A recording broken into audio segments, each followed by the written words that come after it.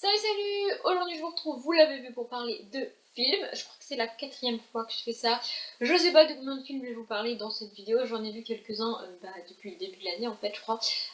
Donc voilà, je vais parler et puis quand ça fera un temps assez conséquent et pas trop long, je m'arrêterai. Voilà, bref, on y va. Donc le premier que j'ai vu c'est Mike XXL, donc Magic Mike 2 à peu près. J'avais regardé Magic Mike il y a quelques mois maintenant parce que c'était avec Channing Tatum, hein, on va pas se mentir. J'ai beaucoup aimé le 1 et j'ai été extrêmement déçue par le 2. D'ailleurs j'ai même pas fini le film parce que ça m'a saoulée, en fait j'étais fatiguée, ça m'a gavé. J'ai fermé l'ordi, j'étais me coucher et j'ai jamais vu la fin. Franchement j'ai vraiment beaucoup aimé le 1, donc dans le 1 c'est l'histoire en fait c'est l'histoire d'un... En général on a cette histoire là avec une femme et bah là c'est avec un homme. En gros, on a un homme qui a besoin d'argent, je crois, et qui du coup va se mettre à faire des striptease parce qu'il sait danser. C'est Channing Tatum, hein, on n'oublie pas. Et du coup, voilà, voilà, c'est son histoire, il se met à faire des espèces de striptease et tout. Il a une petite histoire avec sa copine ou sa sœur, je sais plus, enfin bref, mon souvenir est très flou de Magic Mike. Mais j'avais beaucoup aimé, voilà, j'en garde un souvenir de c'était bien. Mais alors le 2, en fait, dans le 2, on est face à un groupe de mecs. En fait, c'est le même groupe de mecs que dans le 1, jusque-là, rien de surprenant. Et ils décident de faire une espèce de dernière tournée, une tournée d'adieu, parce qu'ils commencent à être un peu âgés pour faire du striptease. Et du coup, ils font une espèce de tournée d'adieu, et ils vont se mettre à danser et tout. Mais j'ai pas bien compris le délire. En fait, de 1, j'ai pas bien compris ce qui se passe. L'histoire est pas très claire dans ma tête pour moi. Et de 2, entre les blagues débiles faites par les mecs, genre il y en a un qui ose dire à un moment donné du film quand même, non mais j'arrive pas à trouver une fille qui veut bien coucher avec moi parce que j'en ai une trop grosse. Enfin bref, moi j'ai pas trouvé ça drôle en fait, je trouve pas ça drôle, je trouve ça juste aberrant, mais bon bref. Et on a plein de blagues comme ça, alors c'est pas franchement des blagues misogynes, c'est juste des blagues de mauvais goût que moi j'aime pas du tout, et du coup j'ai pas du tout accroché au film. Il débarque dans une espèce de maison close dirigée par une femme, où tout le monde y danse, tout le monde il est à moitié nu, et franchement j'ai pas compris l'histoire, j'ai pas compris le délire, donc j'en ai eu marre et j'ai arrêté de le regarder. Voilà, je vous conseille quand même le premier parce que j'ai vraiment beaucoup aimé, mais le 2, clairement, pour moi, c'est du grand n'importe quoi. Ensuite, j'ai regardé Thor 3, on va continuer dans le grand n'importe quoi, hein, voilà. Alors, j'ai rien contre tous les fans de Thor, j'ai rien contre tous les fans de Marvel, j'aime beaucoup les films Marvel. D'ailleurs, j'en parlerai juste après parce que j'ai vu un autre Marvel pas longtemps après Thor 3.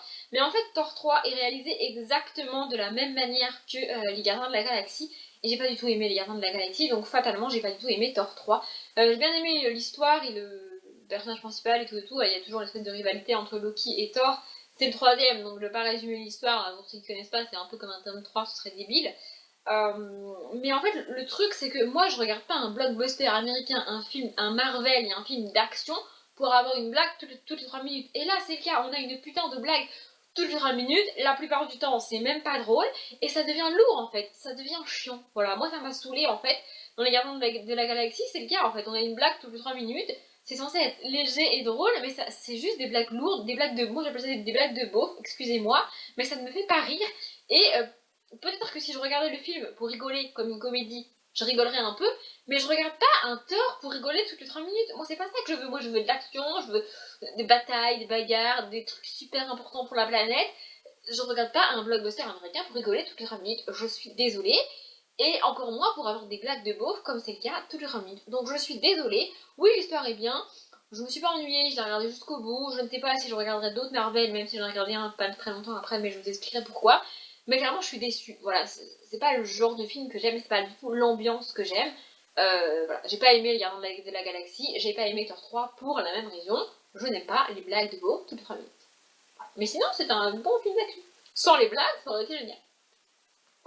Du coup, ah bah c'est juste super, après j'avais oublié, parce que j'ai noté les mois auxquels j'ai regardé, donc Magic Mike, enfin Magic Thor 3, j'ai regardé au mois de mars, et j'ai regardé début avril Avengers 2, l'ère d'Ultron, c'est ça. En fait, sur le site de Seriebox, donc que j'utilise pour toutes les séries que je regarde, pour savoir à quelle saison, quel épisode j'en suis, parce que sinon je suis un petit peu perdue, ça marche aussi pour les films, du coup j'ai pas pris, alors franchement j'ai pas pris le temps de renseigner sur ce site tous les films que j'ai vus dans ma vie, parce que franchement ça me prendrait trop de temps, mais quand j'ai vu un nouveau film, je le regarde, et puis des fois du coup, genre par exemple pour Iron Man, quand j'ai vu le 2 ou le 3, je sais plus, j'ai mis, j'ai vu 1, 2 et 3.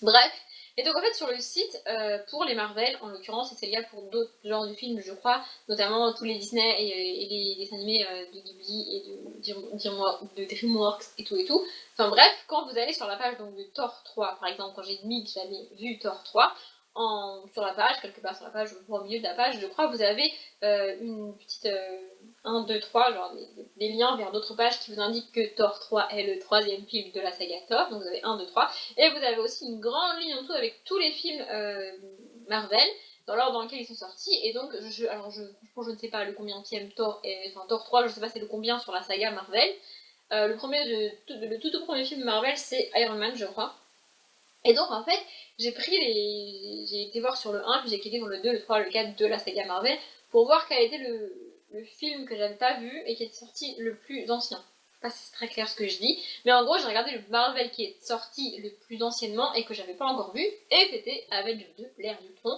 Ce qui fait que du coup j'ai un peu mieux compris le délire du début de Thor 3, parce que Thor 3 est sorti après, et donc du coup ce qui se passe dans Avengers 2 et notamment la fin d'Avengers 2 a un impact sur le début et l'histoire de Thor, que j'avais pas trop compris parce que j'avais pas vu Avengers 2. Et donc, je regarde Avengers 2, tout ça pour ça. Ouais, je sais, mais j'aime bien expliquer en détail. Et là, c'est un vrai blockbuster américain, c'est un vrai film d'action. On n'a pas une blague toutes les 3 minutes. C'est pas drôle parce que c'est pas censé être drôle, c'est censé être un film d'action. Enfin, je veux dire merde quoi. Donc là, c'est un vrai film d'action où il faut sauver la planète, où il y a des espèces de robots qui débarquent et donc les Avengers se réunissent pour sauver la planète. En gros, voilà, c'est ça. Je crois que le tout début, c'est Tony Stark. Je crois que c'est Tony Stark qui s'appelle. Oui. Enfin, Iron Man qui avait une espèce de connerie avec son. Pas son. Pas son costume à lui, son espèce de robot qu'il a, mais je sais plus comment il s'appelle, là, Jarvis. Je crois que c'est Jarvis qui s'appelle, enfin, l'entité informatique un peu ami de Iron Man.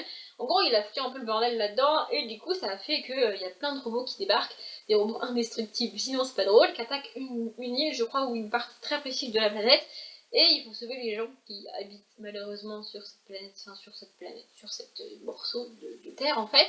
Sauf qu'ils peuvent pas sauver tout le monde, qu'il y en a qui vont mourir, qu'il y en a qui vont pas mourir, qui veulent tuer les robots, mais en même temps ils veulent pas parce que c'est des robots. Et il y a aussi deux non-Avengers qui débarquent, c'est un frère et une sœur, je crois. Au début ils sont ennemis, puis ensuite c'est les ailes, enfin bref. C'est un bon gros film américain, un truc d'action, un blockbuster, un Marvel quoi, enfin sans humour et sans blague pourrie.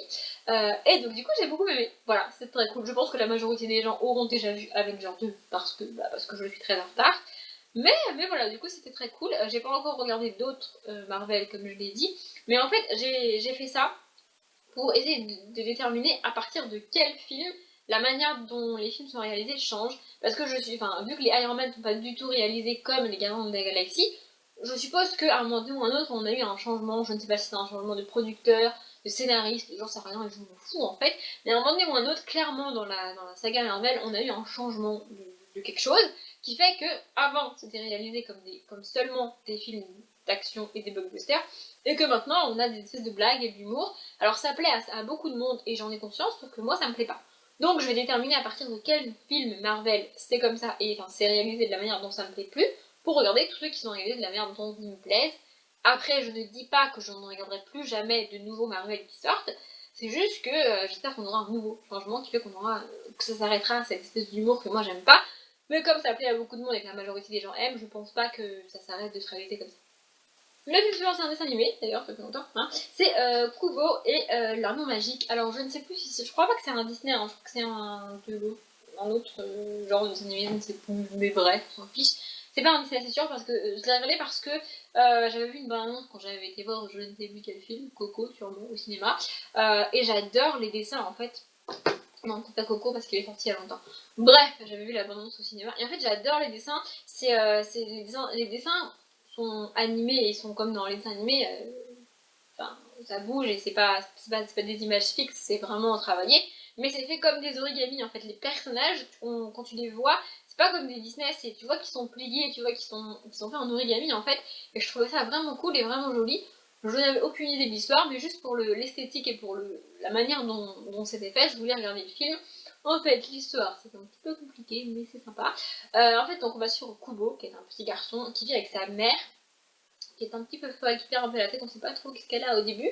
Et en fait, l'histoire, et à Kubo, il lui manque un œil. Je pense que ceux qui ont vu les affiches ou même la bande-annonce, vous voyez qu'il manque un œil à ce petit garçon. En fait, c'est parce que le charmant grand-père de ce petit garçon, donc le père de sa mère, lui a arraché son œil et n'a qu'une envie, c'est lui arracher l'autre œil. Voilà, on sait pas pourquoi, on sait pas qu'est-ce qui se passe. Du coup, sa mère, elle l'a chopé, elle est partie avec lui pour éviter que son grand-père lui pique son œil, parce que c'est un peu chelou quand même. Et du coup, depuis qu'il est né, en fait, il vit tout seul au repli avec sa mère. Il va de temps en temps dans le village où il fait des spectacles avec des papiers, des origamis, qu'il plie, alors il ne les plie pas à la main, il les plie par magie. Et du coup, mais sa mère lui a toujours dit de rentrer avant qu'il fasse nuit, parce que sinon son grand-père va débarquer et tout. Sauf qu'un jour, évidemment sans doute, il oublie de rentrer et il se retrouve embarqué dans une aventure avec un singe absolument génial. Et ils vont rencontrer aussi au fil du chemin un espèce de guerrier qui était chargé de protéger le père de Kubo et qui va donc protéger Kubo. J'ai adoré ce dessin animé, c'était juste vraiment cool. Ça fait partie des dessins animés qui a deux visions en fait, que les enfants adorent parce que c'est génial, parce que c'est sympa et le petit garçon est super attachant. Et que les adultes aiment aussi parce que l'histoire est beaucoup plus complexe que ça. Mais en fait, c'est une histoire compliquée pour les adultes qui ne dérange pas les enfants et que c'est pas grave que les enfants ils comprennent pas tout en fait. En plus, il y a une espèce de twist à la fin, il y a une espèce de révélation à la fin que j'avais pas du tout vu venir. Et du coup, c'est vraiment cool en fait quand un dessin animé arrive à te surprendre parce que c'est de par nature destiné à des enfants. Parce que moi je suis une adulte, hein, bah oui, malheureusement, je suis une adulte maintenant. Et donc voilà, me faire surprendre par un dessin animé, un peu comme dans Coco d'ailleurs. Je trouve ça vraiment cool parce que du coup je m'ennuie pas, vous voyez. Donc si vous l'avez pas encore vu, moi je vous le recommande, c'est un dessin animé, c'est sympa, c'est léger. De mémoire j'ai pas pleuré, je crois que j'ai failli pleurer. Moi je suis très émotive comme puis, et puis depuis avant j'essayais de m'empêcher de pleurer quand je regardais des films ou des séries ou que je lisais des livres. Maintenant, les vannes s'ouvrent, les vannes s'ouvrent. Un jour, un fou, je fais la plupart du temps toute seule dans mon lit. D'ailleurs, même au cinéma, quand j'ai vu Coco, j'ai pleuré pour la scène de ciné. D'ailleurs, j'avais expliqué comment tu pleures en public, etc. Parce que c'est une technique super. Donc voilà, je m'en fous. Donc j'ai failli. Je crois que j'ai pleuré. Je crois que j'ai failli pleurer. Mais voilà, j'ai envie de vous en foutre. Bon, j'en ai vu 3 de plus, mais je crois que la vidéo est assez longue, donc je vais m'arrêter là et je vous parlerai des 3 suivants que j'ai vus dans la prochaine vidéo. Ouais, je fais un petit suspense, mais c'est pas grave, on s'en fout, hein, je fais ce que je veux. Bref, j'espère que ça vous a plu. Comme d'habitude, je vous souhaite une belle journée, un bon après-midi, un bon appétit ou une bonne nuit, et je vous dis à bientôt.